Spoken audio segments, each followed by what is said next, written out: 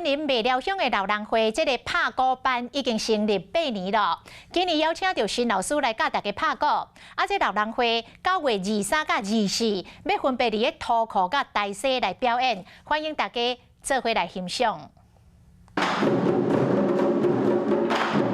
大家面暖地练习，为了准备这个月重要表演。每个礼拜呢，都是很开心的跟所有的团员一起打鼓，一起上课。导师利用训练少年仔的方式，来让大家熟悉看谱，佮拍鼓的变化等等。就这个训练，让大家享受拍鼓的趣味，嘛展现家己的自信。老人会拍鼓的课程为8年前开办，经过真侪表演。 乃当训练身体，乃当出国交朋友。那我们团的其实基本上年龄大概都是坐落在20到30几岁，可他们喜欢年轻人的曲目。这摆老人会表演分别伫咧9月23和24，伫咧土库和大西乡表演，欢迎大家小招做来欣赏精彩的节目。